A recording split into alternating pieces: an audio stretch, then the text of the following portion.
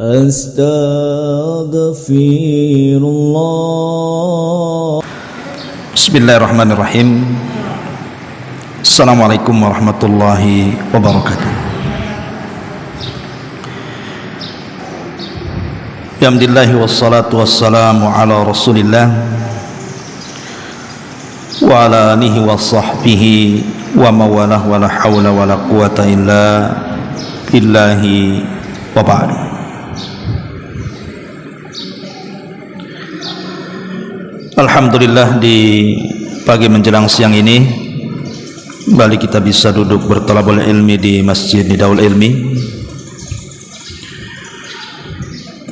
dan pembahasan di pagi ini kita akan membahas beberapa ucapan dari ulama-ulama salaf tentang bahaya dari sebuah dosa. Ma'asyiral muslimat yang dimuliakan Allah Subhanahu wa taala. Kita tahu bahwa saya, ibu atau siapapun tidak mungkin terlepas dari dosa. Tidak ada satupun manusia yang lepas dari dosa, karena yang maksum itu hanya Nabi sallallahu alaihi wa ala alihi wasallam. Bahkan kalaupun seandainya Rasul melakukan dosa, seandainya, maka Allah Subhanahu wa taala telah mengampuni dosanya yang sedang, yang telah, dan yang akan datang. Tetapi umatnya tentu tidak demikian. Umatnya Nabi sallallahu alaihi wasallam pasti tersentuh dengan dosa, baik dosa kecil ataupun dosa besar. Dan dosa itu selain daripada akan dicatat oleh malaikat Raqib dan Atid, lebih daripada itu dosa ini akan membuat titik hitam dalam hati. Satu kali dosa kita lakukan, satu titik hitam menempel dalam hati. Dua kali dosa yang kita lakukan, dua kali pula titik hitam yang kita akan rasakan dalam hati. Sampai akhirnya ketika banyak dosa kita lakukan, maka hati ini akan menghitam dan mengeras. Ketika hati ini mengeras, maka akan susah dapat hidayah dan juga taufik dari Allah Subhanahu wa taala. Ada beberapa perkataan ulama salaf yang menjelaskan kepada kita tentang bahaya dan pengaruh sebuah dosa yang mengerikan. Di antaranya perkataan Al-Fudail ibn Iyad rahimahullahu ta'ala, ulama yang sangat terkemuka dan ulama seorang yang zahid, abid, dan juga alim. Beliau mengatakan dalam kitab Dhammul Hawa karya Ibnu Jauzi rahimahullahu ta'ala, kata Fudail ibn Iyad rahimahullahu ta'ala, inni la'asillaha fa'arifu dhalika fi khuluqi dabbati wa jariyati. Kata Fudail ibn Iyad rahimahullahu ta'ala, aku pernah melakukan maksiat kepada Allah. Kata Fudail, aku pernah melakukan maksiat kepada Allah, dan aku juga tahu pengaruhnya terdapat pada akhlak binatang tungganganku dan budak yang aku pelihara. Lihat bu, pengaruh dosa ini bisa kemana-mana. Sampai kata Fudail ibn Iyad, pengaruh dosa yang dia lakukan itu berpengaruh kepada kendaraan dan berpengaruh kepada budak yang ada di sekitarnya. Artinya kalau seandainya saya, ibu, melakukan sebuah dosa, itu akan mempengaruhi kendaraan. Boleh jadi mogok-mogokan, nasi bolak-balik saja ke bengkel, cepat rusak, ataupun mungkin peralatan di rumah gitu kan, baru beli kompor gas rusak terus, baru beli dispenser kebakar, baru beli kulkas nggak dingin, dan begitu seterusnya. Jadi pengaruh dosa itu bisa masuk ke perabotan, rumah cepat rusak, retak-retak, bocor-bocor, dan begitu seterusnya. Ataupun kepada manusia, mungkin anak-anak kita tidak berbakti kepada kita, nakal, naudzubillah, susah diatur, diuji oleh Allah Subhanahu wa taala dengan tetangganya, diuji oleh Allah Subhanahu wa taala dengan pembantunya, dan begitu seterusnya. Jadi pengaruh dosa ini kemana-mana. Makanya kalau seandainya Allah takdirkan di antara kita ini boleh jadi punya perabotan kok cepat rusak, kemudian juga punya anak kok nakal-nakal, cobalah introspeksi, jangan-jangan itu dosa yang kita lakukan. Ini menurut Fudail Ibn Iyad rahimahullahu ta'ala.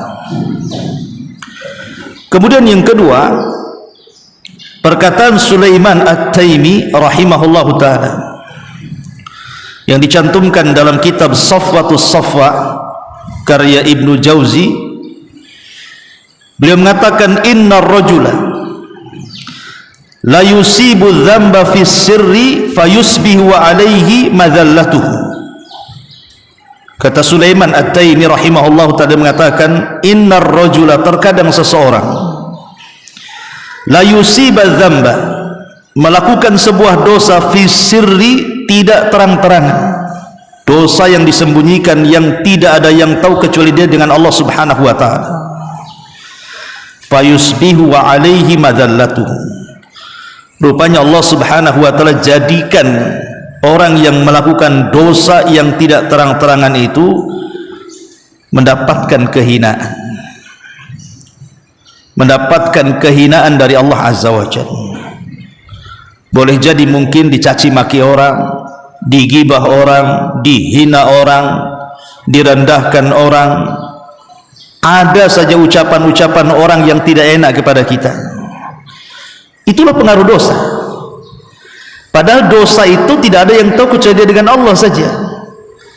Tapi dengan itu Allah Subhanahu wa ta'ala justru merendahkan kita di hadapannya dan di hadapan makhluknya.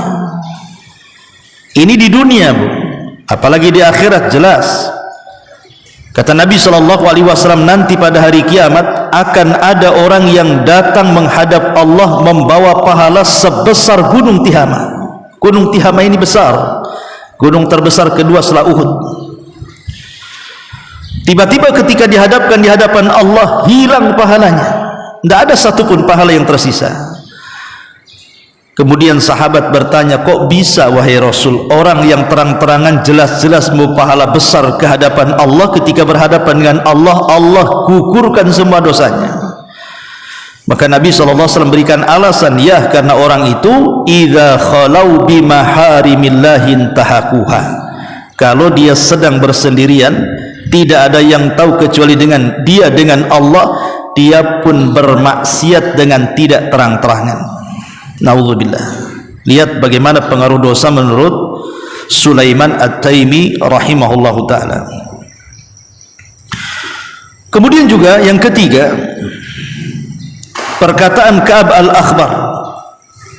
Ka'ab al-Akhbar seorang mantan dari pendeta Nasrani yang masuk Islam di zaman Umar, kemudian menjadi orang saleh dan alim. Apa kata Ka'ab al-Akhbar ini? Innama tazalzal al-ardu idza umila fiha bil ma'asi fatara'ada khawfan min rabbi jalla jalal an yattali'a 'alaiha.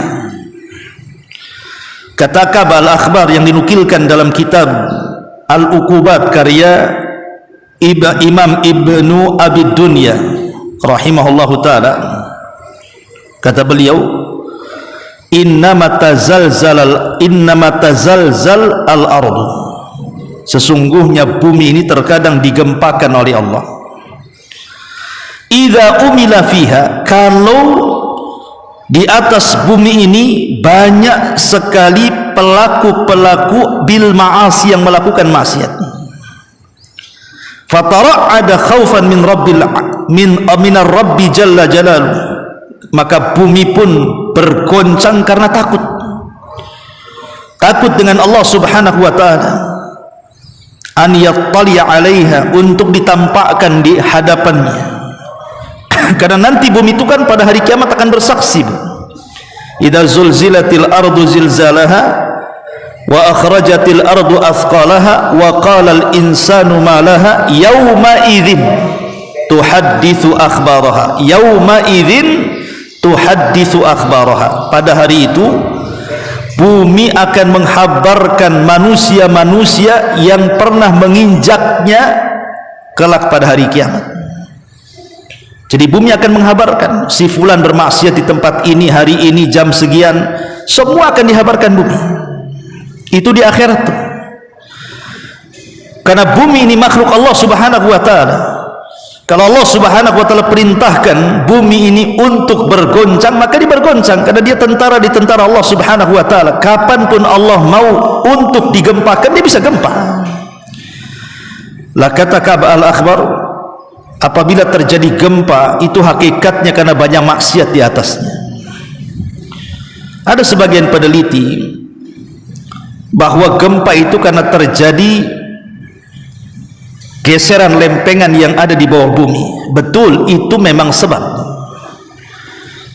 terjadi gempa, entah vulkanik, entah tektonik, entah apa nama gempa itu, dengan kekuatan yang beragam, yang bisa mengakibatkan tsunami, gempa bumi, bergesernya bumi, dan begitu seterusnya. Memang sebabnya ada, salah satunya adalah bergesernya lempengan. Tapi perlu diketahui bahwa lempengan itu ada yang menciptakan dan ada yang menggeser, tidak mungkin bergeser sendiri. Makanya kita tidak boleh kemudian menasabkan 100% kepada sebab saja, tapi ada musababnya, ada yang membuat sebab itu. Siapa yang membuat sebab itu? Ya Allah. Dan kenapa Allah subhanahu wa ta'ala menggeser-geser lempengan kemudian sampai terjadi gempa? Tidak lain dan bukan karena kemurkaannya. Kenapa Allah murka?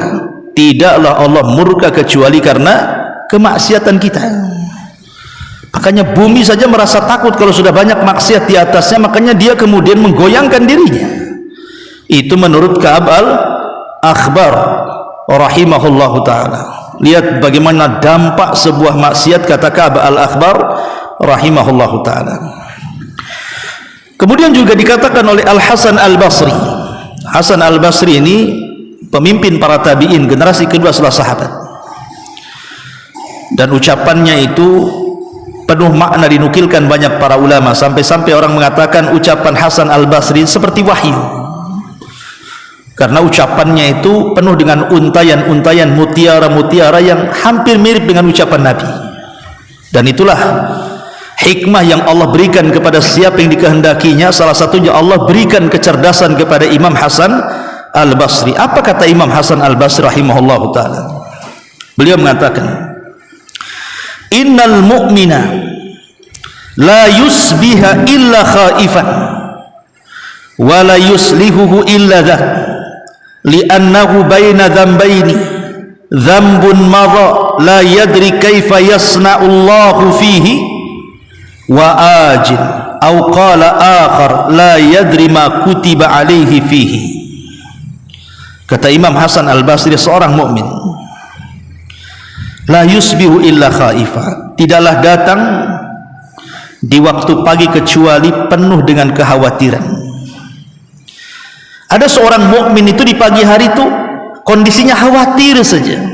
Entah apa yang dikhawatirkan, pokoknya khawatir, was-was. Entah dengan kesehatannya, entah dengan ekonominya, entah dengan muamalahnya, entah dengan bisnisnya, ada kekhawatiran itu. Wala yuslihuhu illa dzak, dan tidak bisa diperbaiki, susah untuk diperbaiki. Boleh jadi itu karena dua dosa antara dia dan dosa itu. Apa dua dosa yang mengkhawatirkan kita, yang menjadikan hidup kita tidak tenang, hidup kita selalu bimbang, hidup kita selalu stres, gundah gulana, pokoknya timbul kekhawatiran? Maka kata beliau, boleh jadi itu karena dosa yang telah berlalu. yang kita tidak tahu bagaimana Allah Subhanahu wa taala kemudian membalas dari dosa-dosa itu, atau dosa yang lain yang kita tidak tahu apa yang Allah Subhanahu wa taala catat tentang dosa itu.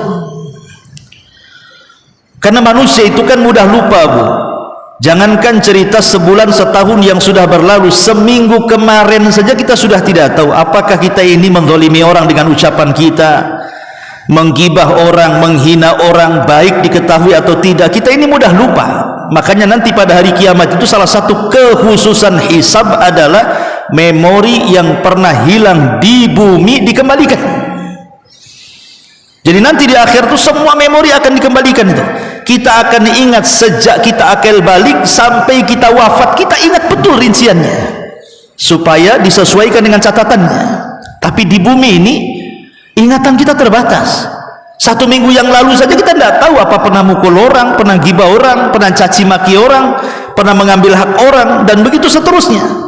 Lah itulah yang kemudian boleh jadi kalau seandainya Allah timpakan banyak masalah yang terkadang masalah itu tidak tahu sumbernya dari mana, tahu-tahu bimbang saja hidup ini, boleh jadi karena 2 dosa yang pernah kita lakukan, dosa yang pernah kita lakukan dan kita tidak tahu bagaimana Allah membalasnya, atau dosa yang lain yang Allah catat dan kita tidak tahu. Na'udzubillah. Ya, karena dosa itu punya pengaruh, Bu. Jangan salah, dosa itu ada pengaruhnya. Ini kata Imam Hasan Al-Basri rahimahullahu ta'ala. Kemudian juga perkataan Abdullah bin Mas'ud radhiyallahu anhu, seorang sahabat. Abdullah bin Mas'ud ma'ruf as-sabiqun al-awwalun, sahabat yang mula-mula masuk Islam dan pakar Quran. Kata beliau, innal mu'mina yara dhunubahu ka'annahu qa'idun tahta jabalin yakhafu an yaqa alaihi, wa innal fajira yara dhunubahu kadhubabin marra ala anfihi faqala bihi hakadha. Kata Abdullah bin Mas'ud radhiyallahu anhu, seorang mukmin apabila dia melihat dosa-dosanya, maka seolah-olah dia duduk di bawah gunung yang hampir meletus. Kira-kira kalau seandainya ibu duduk di bawah gunung atau di bawah gedung yang akan roboh, kira-kira apa yang ibu lakukan? Pasti ibu akan lari sekencang-kencangnya biar tidak kena letusan gunung atau terkena runtuhan gedung kan, Bu? Itu pasti, itu secara fitrah pasti lari. Lah itulah seorang mukmin seperti itu. Jadi seorang mukmin itu kalau melihat dosa dia akan lari sekencang-kencangnya. Dia tidak mau dekat-dekat, lewat saja tak mau. Ya. Jadi begitu harusnya. Jadi kalau ibu nih nampak ada majelis gibah nih, udah kumpul 1-2, awalnya yang ngobrol biasa-biasa saja, kok lama-lama bicarakan orang, membicarakan kawannya, tetangganya, maka seorang mukmin langsung cabut, Bu, dari situ. Kalau tidak bisa menasihati kawannya, cabut dari situ. Nggak mau, ini sudah nggak beres nih obrolannya nih. Tadi ngalor ngidul, ngetan ngolon, nggak ada lah cerita-cerita ke orang ini. Oh sekarang ini sudah kemana-mana ini. Lah ini seorang mukmin kalau sudah nampak ada dosa, pergi dia. Jangan diam di situ apalagi menikmati. Itu kata Abdullah bin Mas'ud radhiyallahu anhu. Wa innal fajir, tapi orang jahat, yara dhunubahu kadhubabin marra ala anfihi faqala bihi hakadha. Tapi kalau orang jahat, orang fajir, orang zalim, dia melihat dosa itu seperti lalat yang menempel di hidung. Kalau ditepak datang lagi, diusir datang lagi. Seperti itu. Nyeselnya itu sebentar saja. Ibu duduk di majelis taklim, kemudian habis taklim selesai tak balik, ngumpul-ngumpul, gibah orang pula di situ. Tahu-tahu kata Ustaz tak boleh gibah ini, sudah yang lain saja. 2 menit setelahnya gibah lagi dia, padahal dia tahu itu. Ya. Nah itu orang fajir itu kenapa? Karena dia tidak mau pergi dari situ. Dia anggap gibah itu perbuatan remeh, padahal itu dosa besar tuh. Nah, itu ibu, untuk orang fajir tuh kayak gitu tuh. Makanya hati-hati. Ya, seorang fajir itu kalau melihat dosa itu seperti lalat yang diusir datang lagi, diusir datang lagi. Dia tidak tobat-tobat, Bu. Dia bukan tobat, dia tomat, dia habis tobat kumat, habis tobat kumat. Nah, itulah seorang fajir. Nauzubillah. Ma'asyiral muslimat yang dimuliakan Allah Subhanahu wa taala. Kemudian juga Aisyah Ummul Mukminin radhiyallahu anha mengatakan, apa kata Aisyah radhiyallahu anha Ummul Mukminin zaujatun nabiyina sallallahu alaihi wasallam? Aqalludz dzunuba, sedikitkan oleh kalian dosa. Kata Aisyah, aqalludz dzunuba, sedikitkan oleh kalian melakukan dosa. Fa innakum lan talqawallaha bi syai'in afdala min qillati adz-dzunub. Karena sesungguhnya kalian pasti akan berjumpa dengan Allah. Ingat, sedikitkan dosa karena kalian pasti akan berjumpa dengan Allah. Dan seafdol-afdolnya manusia yang berjumpa dengan Allah adalah yang paling sedikit dosanya. Kata Aisyah, sedikitkan perbuatan dosa karena kalian akan berjumpa dengan Allah. Dan seutama-utama perjumpaan hamba dengan Allah adalah yang paling sedikit dosanya. Kenapa? Karena kalau sudah banyak dosa, kita lihat kemurkaan Allah di bumi saja sedemikian luar biasa, macam mana di akhirat? Kalau Allah marah saja di dunia, lautan bisa menguap ke daratan, gunung bisa dihancurkan, bumi bisa digempakan, langit bisa diruntuhkan. Itu di bumi itu. Kalau Allah sudah murka, itu semua bisa hancur. Apalagi kalau jelas-jelas di akhirat kita berjumpa dengan Allah dengan segudang dosa, naudzubillah. Makanya kalau perkataan Aisyah radhiyallahu anha mengatakan seperti itu sudah wajar. Aqalludz dzunub, jangan perbanyak dosa karena kalian akan berjumpa dengan Allah Subhanahu wa taala. Ma'asyiral muslimat yang dimuliakan Allah Subhanahu wa taala. Makanya kenapa Umar bin Khattab radhiyallahu anhu satu hari pernah terjadi gempa di kota Madinah. Ya, tidak seperti sekarang lah gempanya itu, ndak ya, macam lini lah, getar-getar bumi itu. Maka Umar mengatakan, kalau sampai ada gempa 2 kali, saya tidak akan seatap dengan kalian.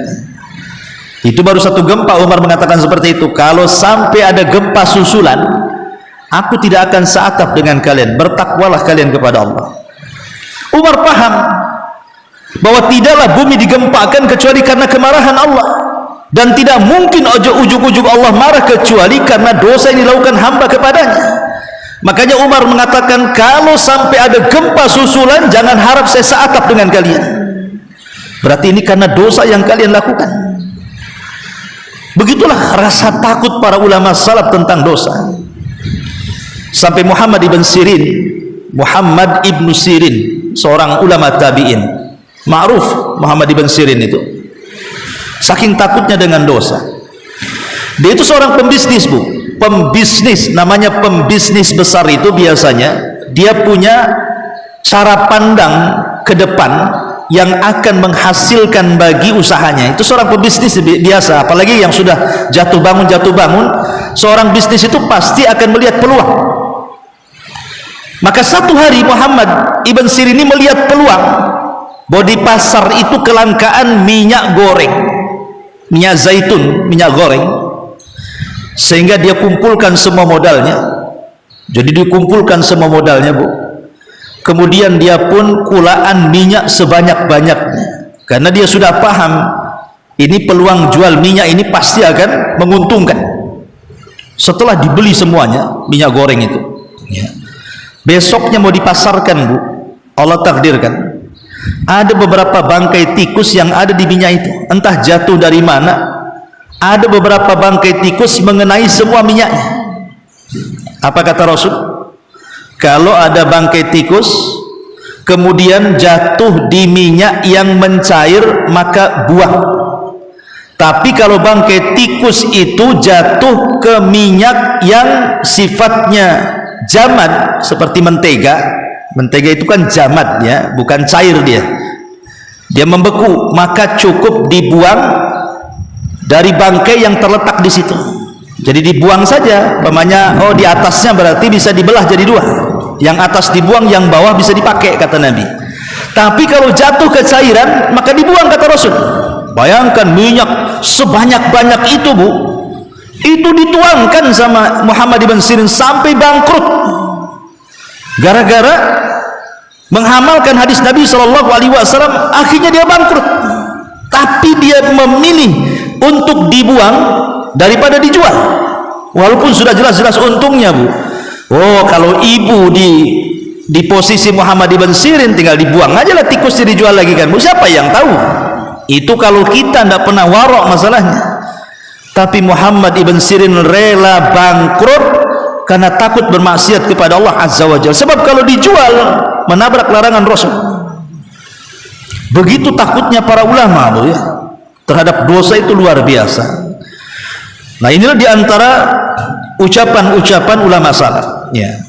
Adapun secara umum dampak melakukan dosa itu, pertama, dampak orang yang melakukan dosa itu apa saja sebenarnya?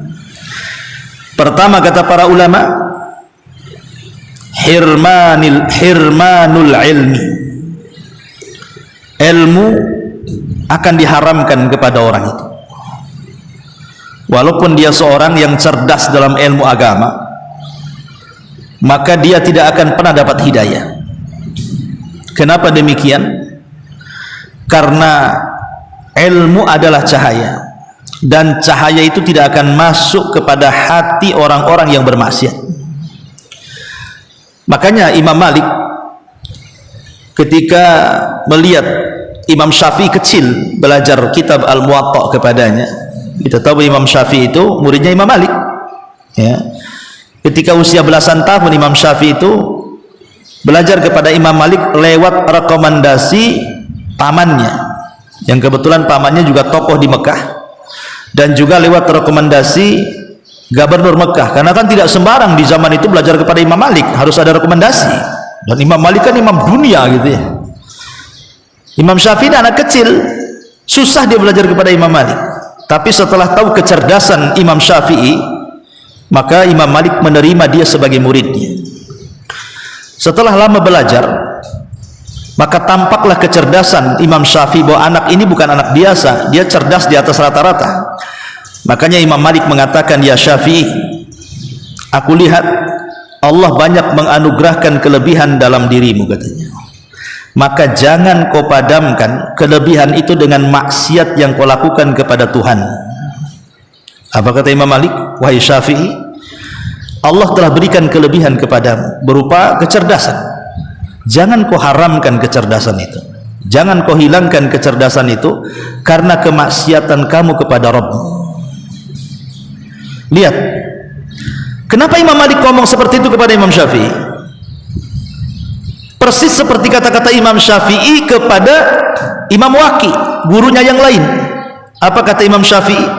Syakautu ila Waqi su'a hifdin fa arsyadani bi antarkil ma'asi wa'lam bi annal ilma nuran wa nurullahi la yuhda lil 'asi.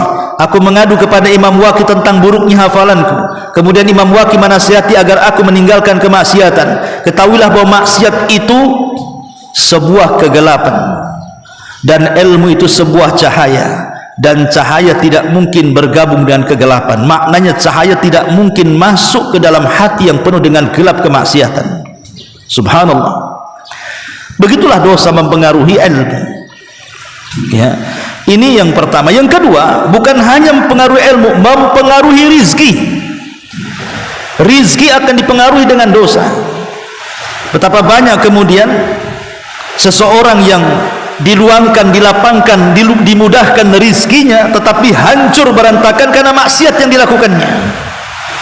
Atau mau boleh jadi secara nominal tidak berkurang rizki itu, mungkin bertambah, tapi berkahnya tidak ada.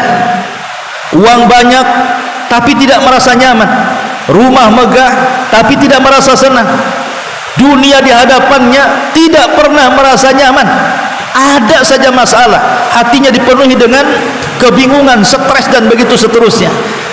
Jadi bisa saja dosa itu menghalangi rizki, na'udzubillah. Kemudian yang ketiga, dosa itu bisa mempersulit urusan-urusan.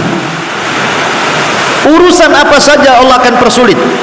yang mudah jadi sulit, yang sulit tambah sulit lagi. Itulah dosa. Karena makanya Allah Subhanahu wa taala mengatakan, "Wa man yattaqillaha yaj'al lahu makhraja." Siapa yang bertakwa kepada Allah, Allah mudahkan urusannya. Kebalikannya, siapa yang tidak bertakwa alias melakukan dosa, berarti Allah persulit kehidupannya. Naudzubillah. Nah, inilah pengaruh-pengaruh dosa. Ya, tahu ibu dengar nggak nih ucapan saya? Padahal sudah urat sayap keluar semua. Kayaknya nggak dengar bu ya. Ini hujan makin deras. Jadi ucapan saya takut nggak dengar. Ibu juga paling mereng-mereng untuk kupingnya itu. Ngomong apa lah Ustadz nih gitu. Makanya kita sampai di sini saja. Subhanakallah bihamdika, asyhadu an la ilaha illa anta, astaghfiruka wa atubu ilaik. Allahu ta'ala. Assalamualaikum warahmatullahi wabarakatuh.